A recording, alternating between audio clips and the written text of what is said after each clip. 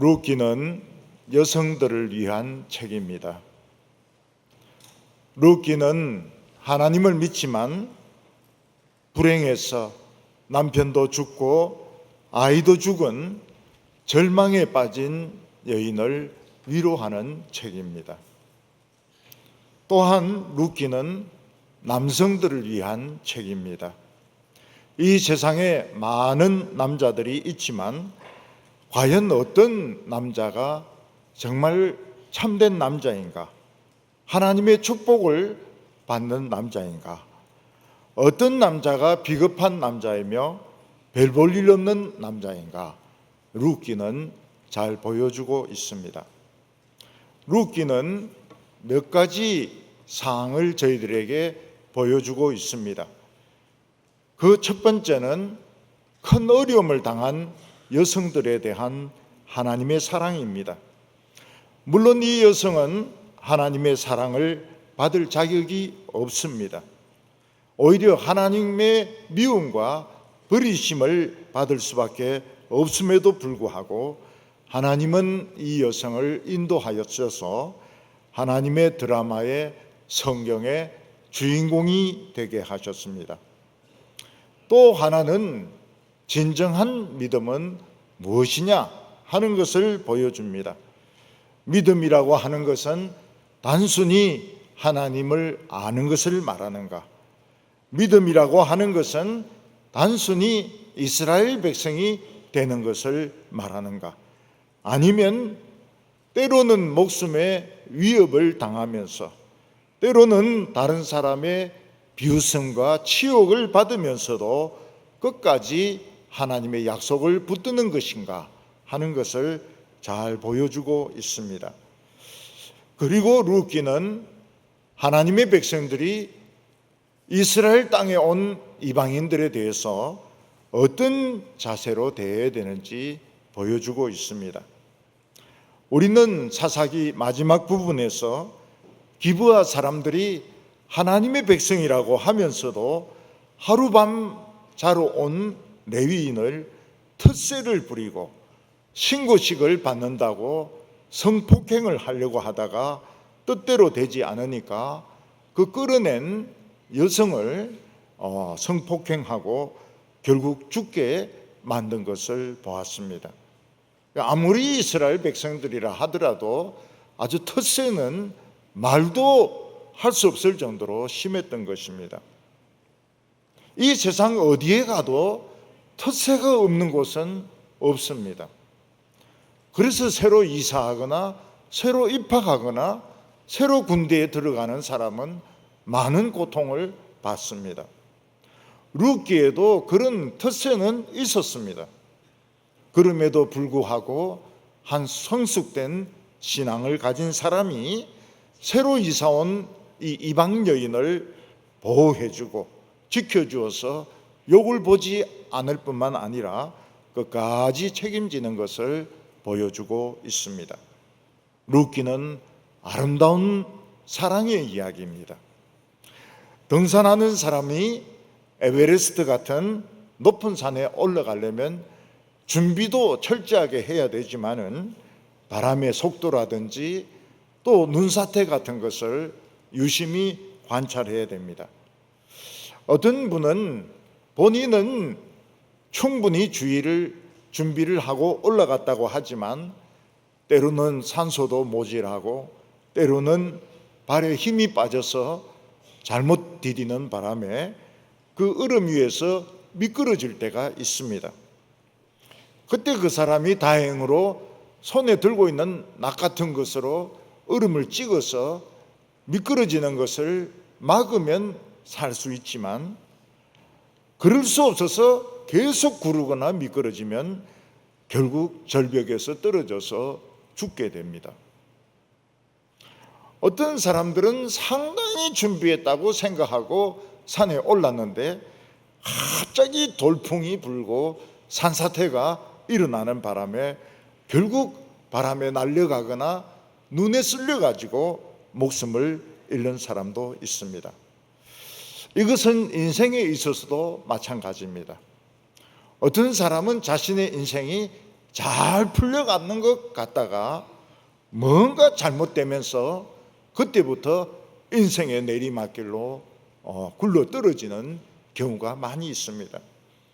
그때 무엇인가 붙잡고, 그때 밧줄을 붙잡고 나무 뿌리를 붙잡고, 그래서 미끄러지는 것을 막으면 살 수 있지만은 그냥 미끄러져 가면 결국에는 절벽에 떨어져 가지고 죽든지 중상을 입게 되는 것입니다.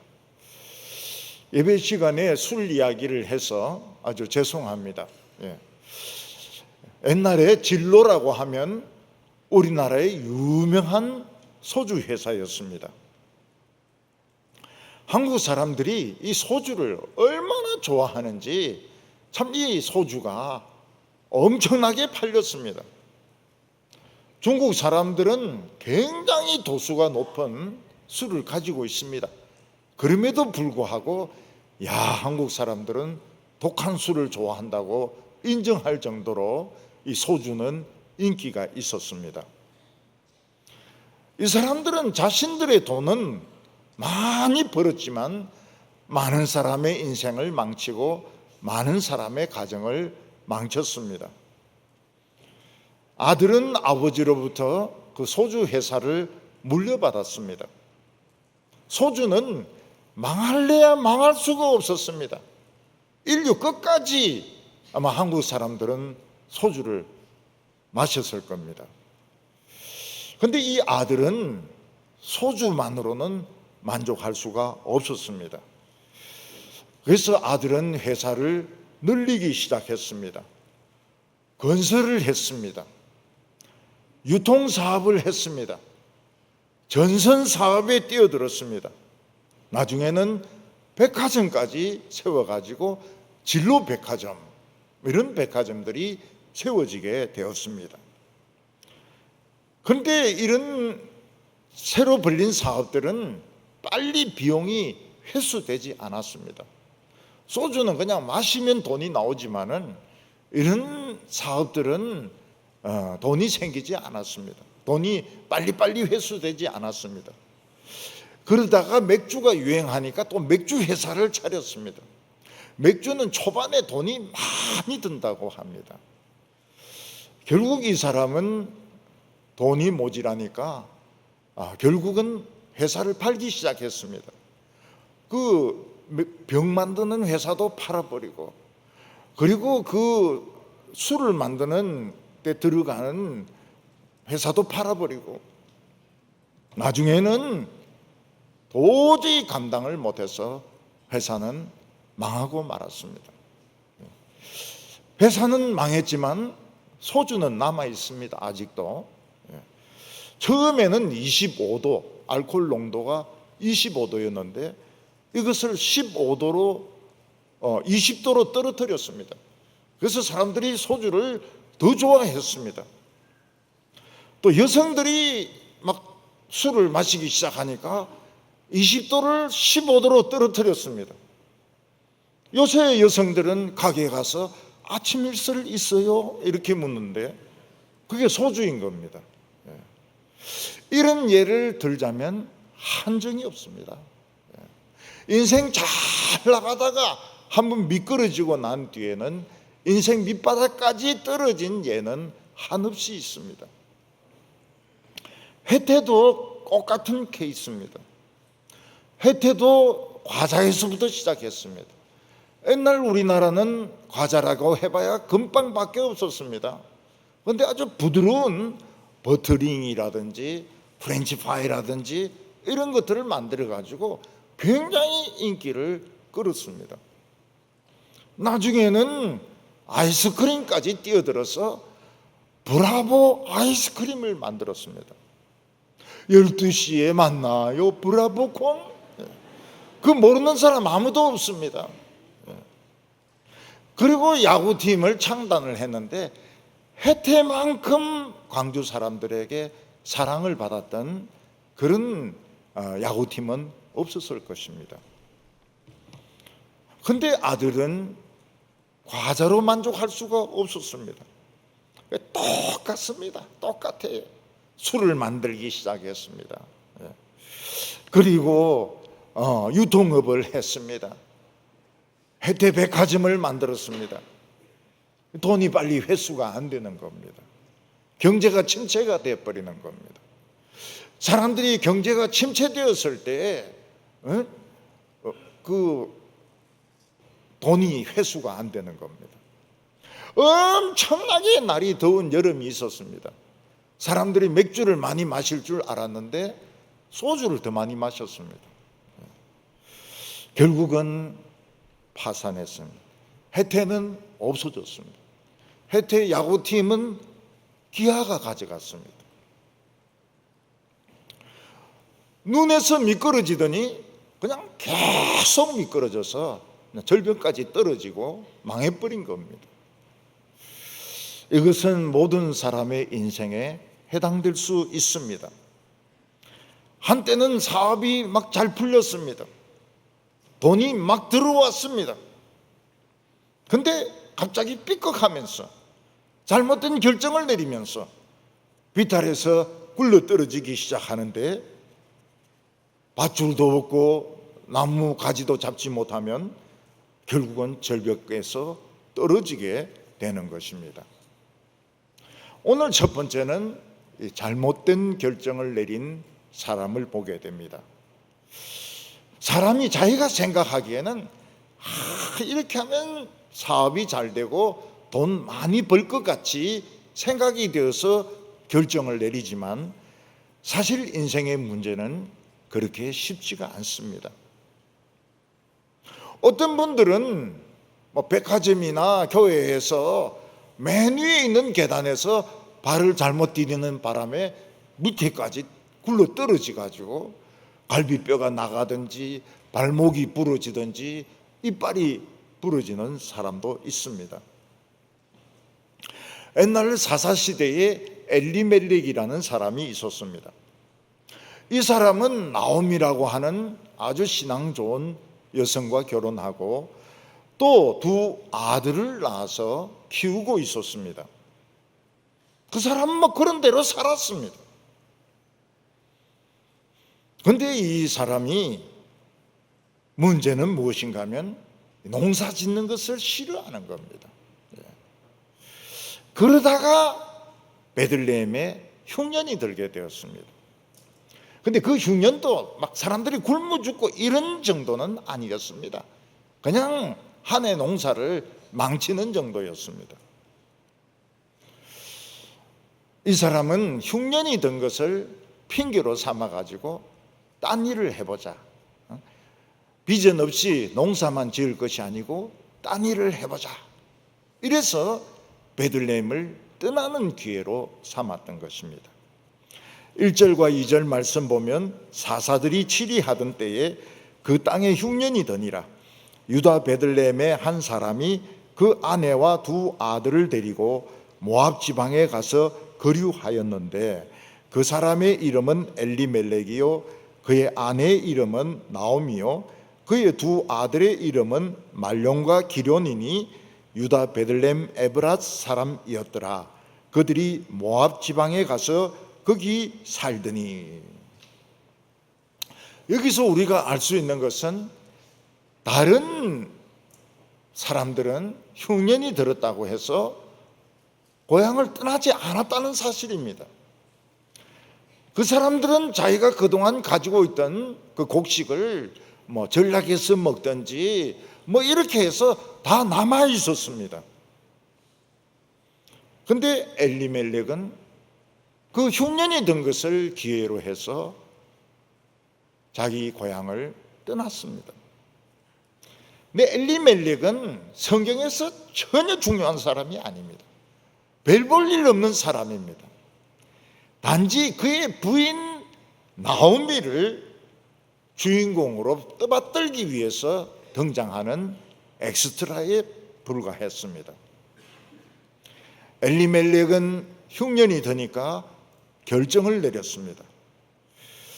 이 비전 없는 베들레헴에 살 것이 아니고 다른 나라에 가서 거기서 큰 장사를 하든지 해서 돈을 벌어야 되겠다.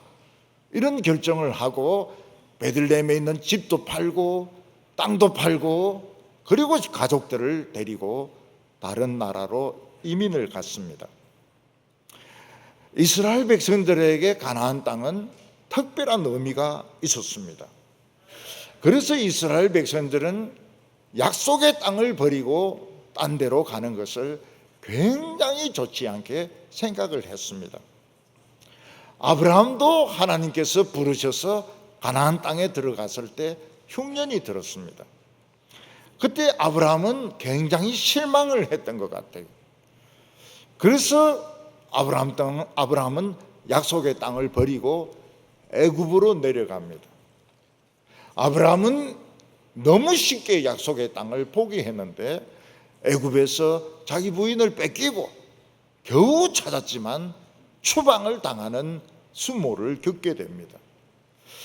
그 뒤로 아브라함이 가졌던 신앙이 뭔가 하면 굶어 죽었으면 죽었지 약속의 땅은 떠나지 않는다 하는 것이 아브라함의 결심이었습니다. 이 약속의 땅은 두 가지 역할을 했습니다.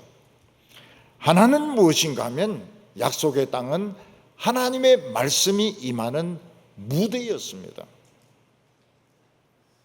연극을 하는 사람들, 연주를 하는 사람들에게는 스테이지가 굉장히 중요합니다. 배우가 무대를 떠나서 뭘 하겠습니까? 연주자들이 무대를 떠나서 뭘 할 수 있겠습니까? 약속의 땅은 하나님의 말씀이 임하는 무대였고 하나님의 백성은 거기서 자신의 인생을 연기하는 것입니다. 그런데 엘리멜렉은 약속의 땅을 떠남으로써 하나님의 무대에서 연기하는 것을 포기해 버렸습니다. 그리고 약속의 땅은 또 다른 의미가 있었는데 그것은 바로 이스라엘 백성들의 신앙을 측정하는 바로메타였습니다. 우리가 집에 보면 공기청정기 같은 것이 있습니다. 그래서 뭐 생선을 굽는다든지 나쁜 공기가 막 들어오면 막 꽤 하면서 이 온도가 올라갑니다. 그 숫자가 올라갑니다. 마찬가지로 이스라엘 백성들이 신앙생활을 잘하면 가나안 땅에서는 이른 비가 늦은 비가 내리면서 곡식이 잘 되었습니다. 그런데 이스라엘 백성들이 엉터리로 신앙생활하면 이른 비도 안 오고 늦은 비도 안 오고 흉년이 들었습니다. 그래서 흉년이 드는 이유는 너희들의 신앙이 지금 엉터리다. 굶어 죽을 각오하고 신앙생활을 다시 해라. 이런 하나님의 메시지인 것입니다. 그런데 엘리멜렉은 신앙이 별로 없었기 때문에 그런 해석을 할 수 있는 능력이 없었습니다. 엘리멜렉은 자신의 머리를 믿었던 것 같습니다. 내같이 머리 좋은 사람이, 내같이 셈에 밝은 사람이 농사 짓는다는 것은 시간 낭비다. 이거는 정말 인생을 허비하는 것이다. 나는 딴 곳에 가서 장사를 해가지고 큰 돈을 벌여야 되겠다. 뭐 이런 생각을 했던 것 같습니다. 아마 우리 크리스찬들 중에서도 이번에 코로나가 막 퍼지니까 평소에 자기도 교회 오기 싫었는데 자기도 카카오 이런 사업이나 비트코인 사업이나 IT 산업 해가지고 30대에 떼돈을 벌어야 되는데 교회에 있는 것은 너무 비전이 없다. 이러다가 코로나가 오니까 집에서 이제 재택근무하면서 교회 안 나오고 딴짓하는 사람들이 굉장히 많습니다. 젊은 사람들 중에서 굉장히 많아요. 게임 회사나 차려야 돼. 게임 프로그램이나 차려야 되겠다. 비트코인이나 사가지고 돈 벌어야 되겠다. 이런 사람들이 많은 겁니다. 베들레헴은 큰 도시도 아니고 사람들이 많이 사는 곳도 아니었습니다. 엘리멜렉은 이 베들레헴은 비전이 없는 곳이라고 생각했습니다. 이스라엘 백성들이 흉년을 피하면 주로 애굽으로 내려갔습니다. 왜냐하면 애굽은 좀 비가 안 와도 나일강이 있기 때문에, 나일강에서 물을 끌어들여서 농사하기 때문에 가나안 땅보다는 훨씬 나았습니다. 근데 엘리멜렉은 애굽으로 내려가지 않고 사해 동쪽으로 모압으로 내려갔습니다. 그 이유는 애굽에도 특세가 있었어요. 애굽 사람들은 이 히브리인들을 안 좋아했습니다. 그리고 거기 가봐야 거기도 밀농사입니다. 밀농사예요. 엘리멜렉은 농사를 안 좋아했던 것 같습니다.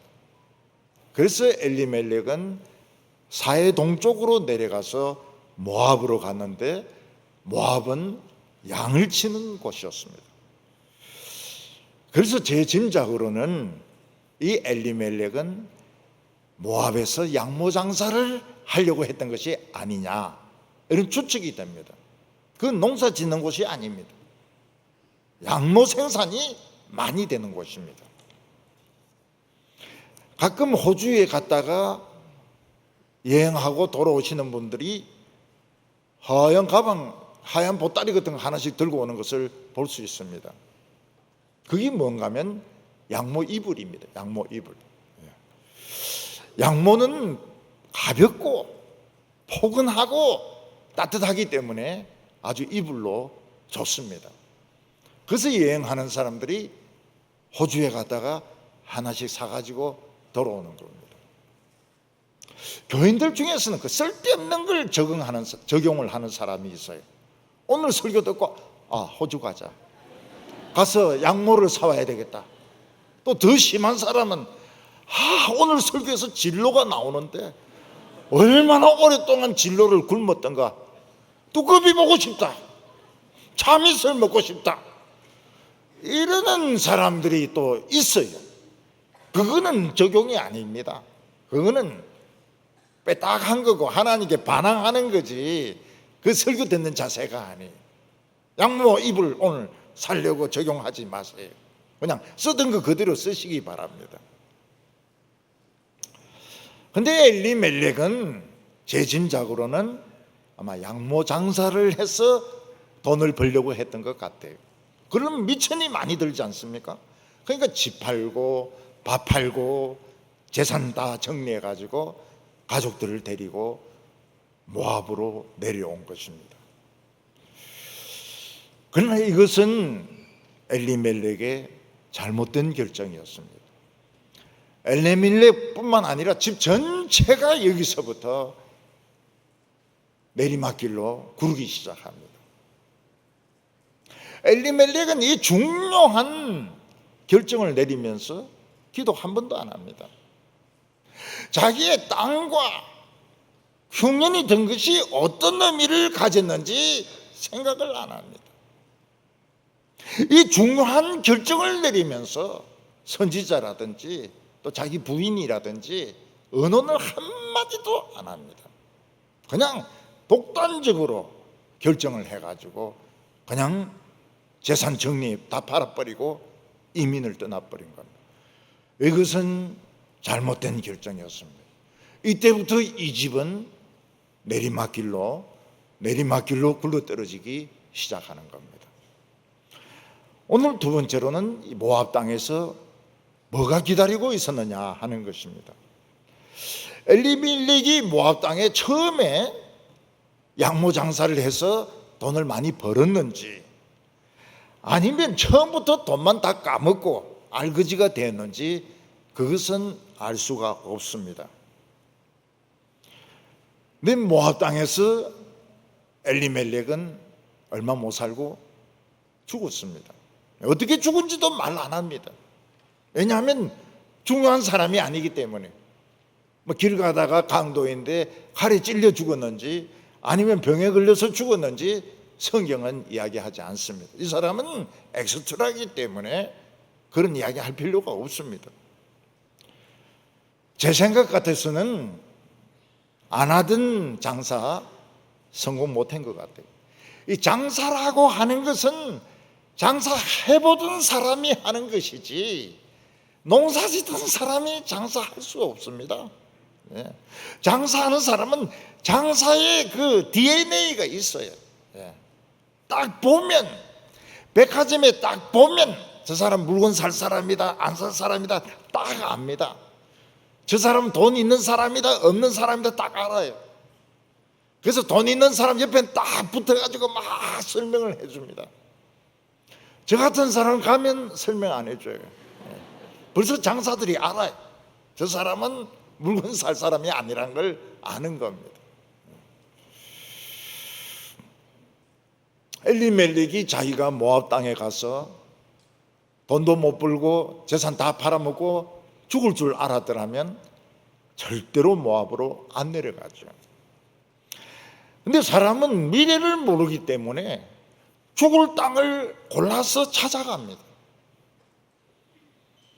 요즘은 골목길을 가다가 정신이 좀 약간 도란 이런 사람들이 막 뒤에서 칼을 찌르는 바람에 그냥 영문도 모르고 죽고 다치는 사람들이 있습니다. 학교 선생님들 중에서는 열심히 공부해가지고 교사가 됐는데 반을 맡아보니까 아이들이 막 너무 말을 안 듣고 부모가 막 욕을 퍼붓고 이러는 바람에 자살해버린 사람이 있습니다. 얼마 전에 또 한 명 자살했어요. 그럴 줄 알았으면 선생 안 하는데, 선생 안 하고 딴 거 하는데 몰랐기 때문에, 정말 꿈이, 어릴 때부터 꿈이 선생님 되는 거기 때문에 참 순진한 마음으로 학교를 갔는데 학교가 지옥이란 말이죠. 어떤 사람은 길을 가는데 마약 먹은 놈이 막 차를 가지고 횡단보도를 그냥 사람을 치고 막 이러는 바람에 죽거나 다치거나 하는 사람이 있습니다. 사람은 언제 어디서 무슨 일이 일어날지 모릅니다. 이런 거 생각하면 우리는 집 밖에서 나가면 안 됩니다. 방구석에 처박혀 가지고 계속 있어야 됩니다. 근데 방구석에 처박혀 있으면 돈이 생깁니까? 먹을 게 생깁니까? 공부가 됩니까? 결국 나가야 되죠. 그러면 엄마가 신신부탁을 합니다. 엄마가 신신부탁. 차 조심해라. 길 조심해라. 이제는 바람 불도 건너면 안 돼. 바람 불이면 건너라 이랬는데 바람 불이면 손 들고 건너라는데 이젠 그러면 안 돼. 차 서는 거 보고 건너가라. 이렇게 가르쳐 줘야 됩니다. 그러면 우리는 밖에 못 나가고 언제 미친놈이 칼로 찌를지 모르니까 그냥 아무것도 안 하고 있어야 됩니까? 그렇지 않습니다. 하나님의 백성들에게는 하나님이 지켜주시는 게 있습니다. 한 사람 한 사람마다 천사가 배치 붙어가지고 지켜줍니다. 그래서 예수님이 뭐라고 말씀하셨는가 하면 어린아이들마다 천사가 다 지켜주는데 매일 아침 하나님께 보고한다는 겁니다. 이상무 하나님, 제가 담당하는 애는 이상무입니다. 이 애가 다치려고 했는데 제가 막아주었습니다. 이상무. 이런 보고를 매일 아침에 한다는 겁니다. 이건 우리 어른들도 마찬가지입니다. 하나님이 우리 일거수일투족을 지켜주십니다. 그 다윗은 뭐라고 말했습니까? 하나님은 나의 앉고 일어서는 것까지 다 알고 계신다고 말씀하셨습니다. 하나님은 우리를 지켜주시는 것만이 아니고 우리 삶 전체에 대한 마스터 플랜을 가지고 있습니다. 그래서 때때로 우리 뜻대로 안 될 때가 있습니다. 어떤 때는 시험에 떨어질 때도 있습니다. 어떤 때는 취직이 안 될 때도 있습니다. 환난을 당할 때도 있습니다. 어떤 때는 또 막 너무너무 장사가 잘 될 때가 있고 일이 잘 될 때가 있습니다. 그 모든 것은 하나님이 우리를 보석으로 만들기 위해서 우리를 연단하는 마스터 플랜에 의해서 이루어지는 것입니다. 저는 어렸을 때 미래에 대해서 뭔가 생각할 수 있는 그런 여유가 없었습니다. 제때 또래는 먹고 사는 것이 너무 절박했기 때문에 뭐 미래 교수가 된다, 뭐 장교가 된다, 뭐 그런 거 없었습니다. 과학자가 된다, 의사가 된다, 그런 생각을 하는 사람 없었습니다. 안 굶어 죽고 사는 것이 중요했죠. 근데 제 마음속으로는 무슨 생각이 있었던 것 같아요. 막 키신저 같은 이런 정치학자가 되고 싶은 그런 욕심이 있었던 것 같아요. 근데 제 뜻대로 된 게 하나도 없습니다. 중학교 시험에 떨어져 가지고 양계장 중고등학교 다녔습니다. 아주 명문입니다. 명문. 양계장 중고등학교 다녔습니다. 그리고 서울대 정치과로 들어가야 되는데 또 공대로 들어갔습니다. 대학원에 또 들어갔는데 경영학과도 별 마음에 안 들어요. 원래 경영학이라는 게 자기 이론이 없습니다. 전부 딴 데서 끌어온 것들입니다. 잡동사니들입니다. 이게 뭐 취직을 하는데도 뭐 물론 되기는 되지만은 그거 가지고는 성에 차지 않았습니다. 나중에 이제 막히기 시작해요. 나중에 길이 막히기 시작합니다. 고생 많이 했죠. 나중에 신학을 하고 나서는 막 길이 막 열리는데 날라다녔습니다. 날라다녔어요. 잠자리 같이 막 날라다녔습니다. 어떤 길은 철저히 막히고 어떤 길은 막 날라다니고, 이게 이제 하나님의 마스터 플랜인 겁니다. 마스터 플랜. 헨리 키신저는 어떻게 살았습니까?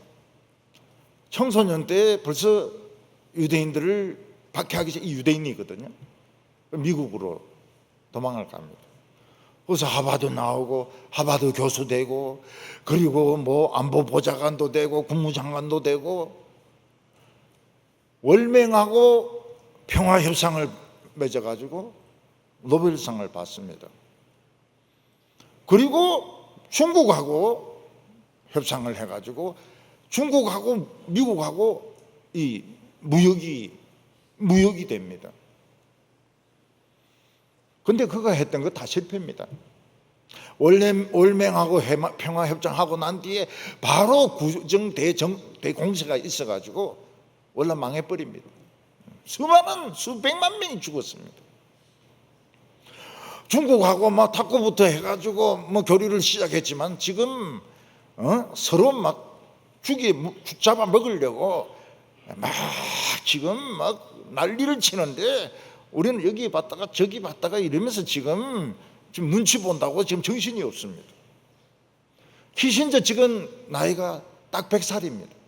다 이래 돼가 있는데 성공한 인생 아니에요. 한때 막 세계를 주물럭거렸지 성공한 인생이 아닙니다. 메르켈은 독일 동부 출신인데 수상이 됐어요.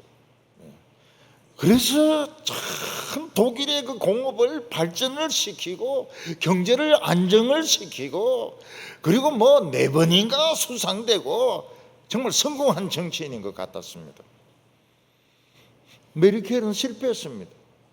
탈원전에 실패했습니다. 독일에서는 선풍기를 못합니다. 너무 전기값이 비싸가지고. 그래서 부채 붙이든지 아니면 부채는 가운데 놓고 자기 고개를 돌리든지, 에어컨은 생각할 수가 없어요. 싼 가스를 러시아에서 끌어왔습니다. 러시아하고 우크라이나 나토하고 전쟁 붙으니까 딱 끊어버리는 거예요. 그리고 아랍인들이 불쌍하다고 많이 데려왔습니다. 아랍인 있는 도시는 손도 못 대요. 경찰도 못 들어가요. 얼마나 엉망이고 개판인지. 그래서 메르켈이 비판받고 있는 겁니다. 비판받고 있어요. 하나님은 모세에 대해서 마스터 플랜을 가지고 있었습니다. 모세는 태어나자마자 나일강에 던져져서 아기 밥이 되도록 그렇게 세상은 바로는 플랜을 짜놓았습니다. 근데 엄마는 그 플랜을 깨고 모세를 석 달 동안 숨겨서 키웠습니다. 근데 애가 막 너무 크게 우니까 도저히 안 돼가지고 갈대 상자에 넣어가지고 나일강의 갈대숲 사이에 이 갈대 상자를 묶어 놓습니다. 그때 하필이면 바로의 딸이 모욕하러 왔다가 상자가 보이니까 저거 좀 가져오라. 그 다 가져오니까 모세가 몇 달 됐습니까? 석 달 100일 아닙니까? 윤곽이 딱 잡힐 때지. 잘생긴 놈이 딱 나오면서 우는데 바로 딸이 막 싹 넘어가 본 거예요. 이리 잘생긴 놈이 울다니 누가 울려?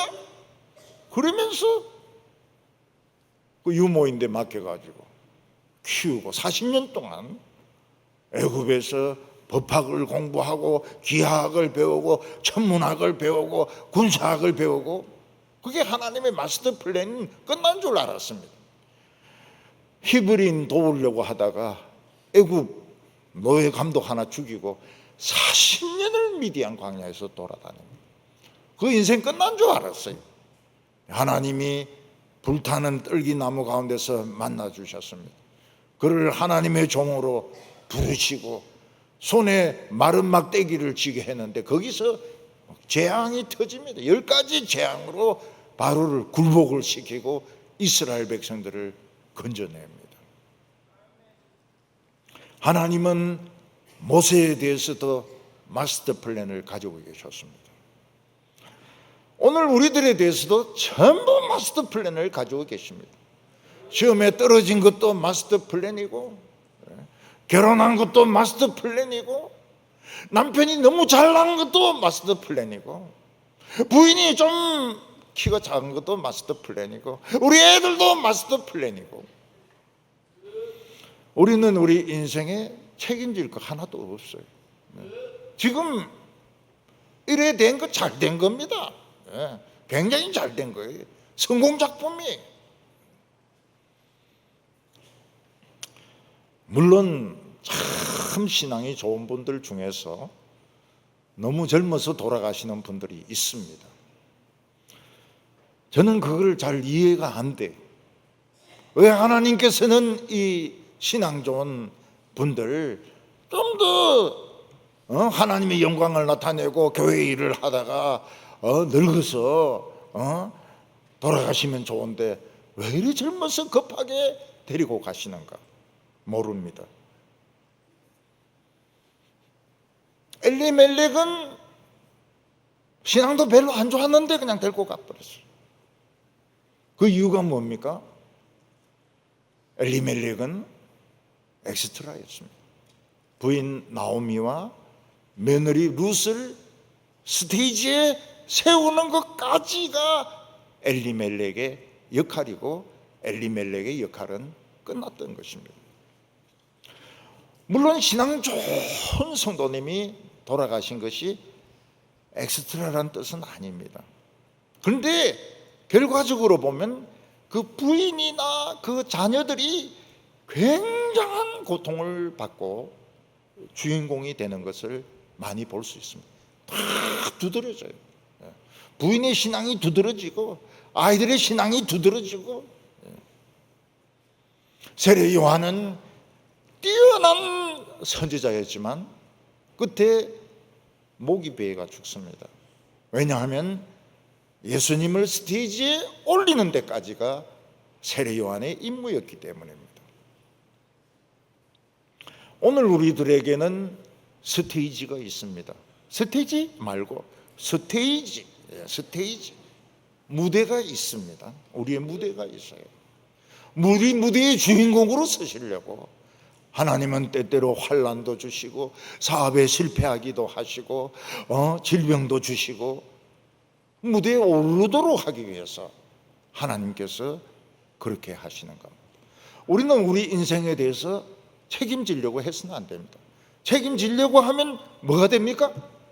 정신병자가 돼버려요. 돌아버리고 우리는 우리에 대한 하나님의 플랜을 알 수가 없습니다. 결과적으로 보니까 하나님께서 나를 엑스트라가 아니고 주인공으로 쓰려고 삼덕동까지 보냈구나.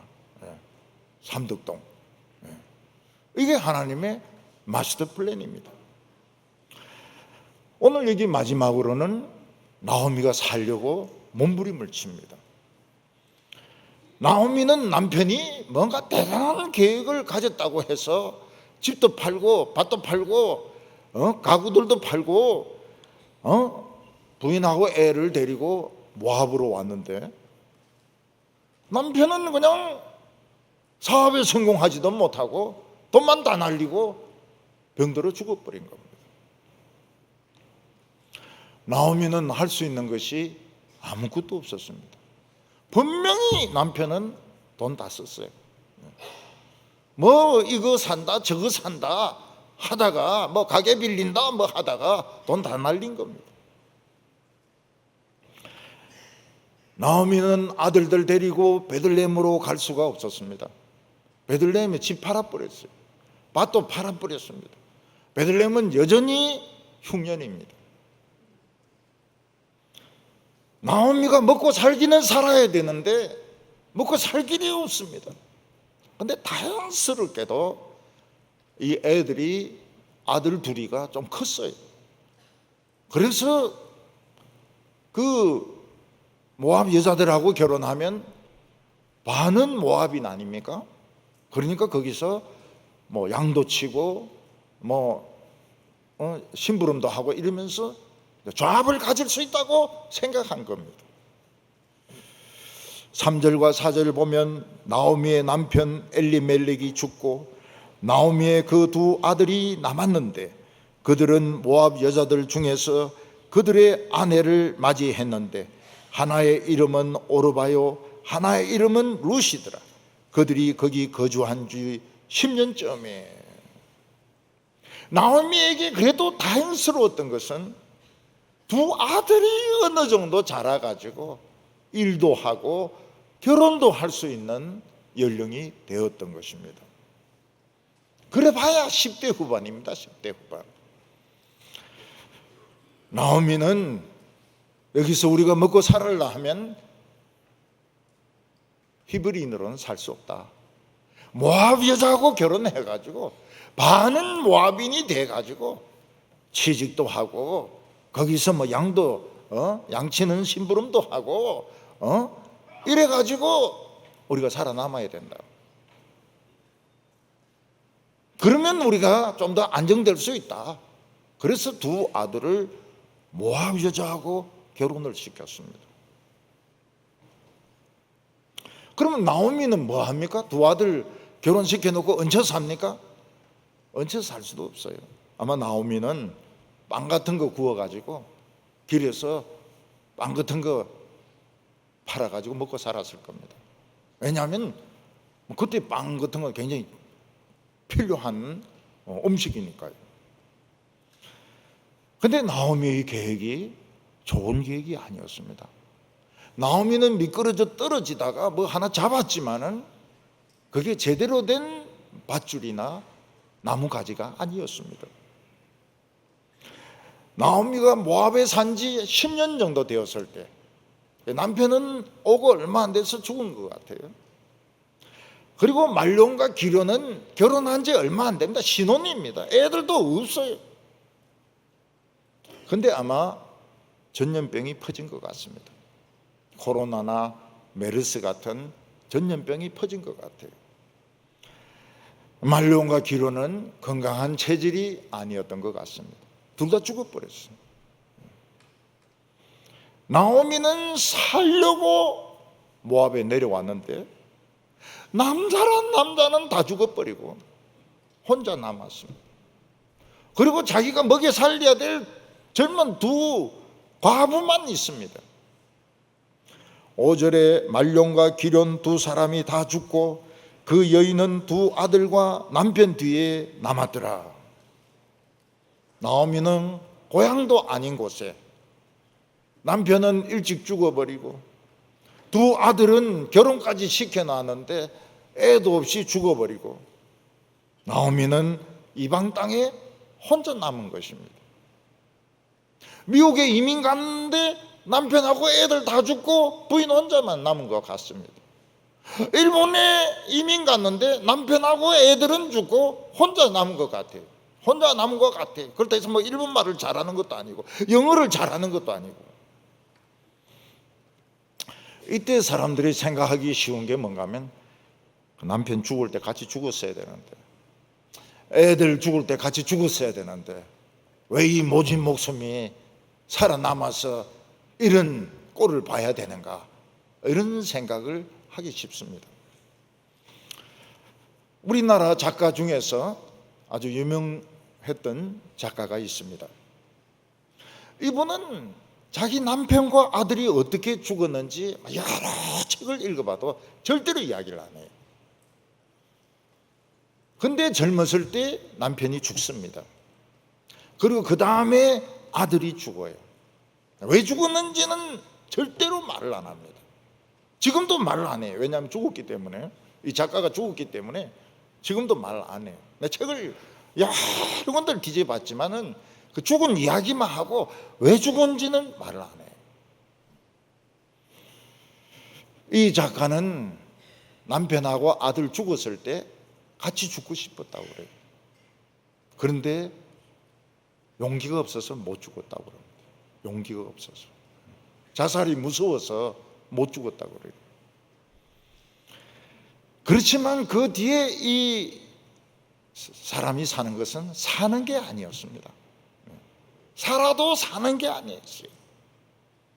후유증이 얼마나 컸는지, 음식을 먹어도 맛을 모르고 뭐 어디를 가고 싶지도 않고 사람을 만나고 싶지도 않고 난 방구석만 처박혀가지고 왜 그때 같이 죽지 못했던 거, 그런 생각만 하고 있었던 것입니다. 근데 하나님께서 이 여자를 끄집어내어 주셨어요. 이분이 젊었을 때 미군 부대 안에서 정식으로 직원은 아니고 그 미군 애인들 있지 않습니까? 그 그림 그려주는 일을 맡은 거예요. 미군 보고, 미군이 지나가면 애인 사진 한번 보자 이래가지고 이제 이거 그림으로 그려가지고 초상화 그려주면 굉장히 좋아한다, 너 엄청 사랑받는다, 뭐 이런 식으로 해서 이제 일을 떼다가 화가들에게 이제 나눠주는 겁니다. 화가에게 나눠줘요. 처음에 그 취직될 때도 서울대 국문과라 그러면 안 될까 싶어서 영문과라고 거짓말 해가지고 들어간 겁니다. 근데 그 화가 중에 누가 있었는가 하면 박수건이 있은 거예요. 박수건이 그때도 유명한 화가였습니다. 좀 이름 있는 화가였습니다. 근데 전쟁 뒤에 먹고 살 게 있습니까? 그냥 미군 여자 초상화를 좀 예쁘게 그려줘야 됩니다. 못생기게 그려주면 장사가 안 돼요. 그때 이 작가가 많이 못되게 굴었다 그래요. 화가들인데, 당신들이 누구 덕으로 사는 줄 알아? 내 덕으로 사는 거야, 막 이러면서. 그러면서 이제 박수건하고 이런 관계, 이런 것들을 이제 책으로 써가지고 나목이라고 소설을 냈는데 이제 이게 입선이 되었습니다. 그리고 이제 동아일보에 이 사람의 글이 연재되기 시작했는데 그 당시 정말 얼마나 한국 사회가 허영에 빠져가지고 결혼을 시켰던가, 그거를 이제 연재를 한 거예요. 저는 그때 또 동아일보 그 연재 본다고 막 진짜 재미있게 읽었습니다. 지금 보니까 재미 하나도 없어요. 그 딸 셋 결혼시킨다고 그 아버지는 간해수공업 하던 아버지 죽습니다. 죽어요. 근데 그때 그 연재물 휘청거리는 오후 엄청나게 읽었습니다. 사람들이 동아일보 막 매수가 엄청 올라갔을 거예요. 그러면서 이제 이 사람은 아주 유명한 작가가 된 거죠. 그래서 우리나라 작가 중에서 박씨가 많아요. 박씨. 그래서 혹시 박이성이신 분이 있으면 한번 글 써보세요. 예, 글 써보세요. 뭐 될지 안 될지는 뭐 누가 압니까 그냥. 예.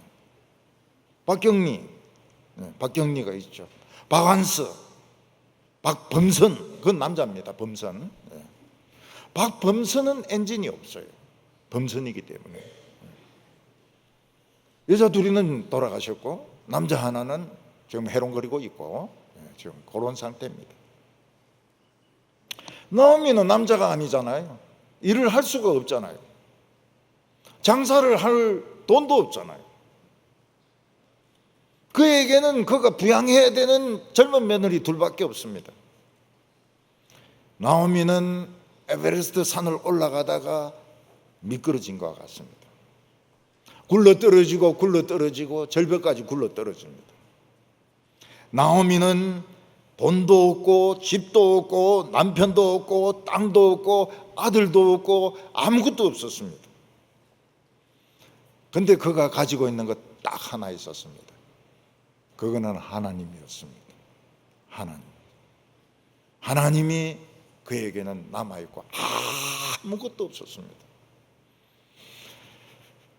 나오미와 그 가족은 하나님을 버리고 이방 땅으로 갔지만, 하나님 안 믿으려고 갔지만 하나님은 나오미를 버리지 아니하셨습니다.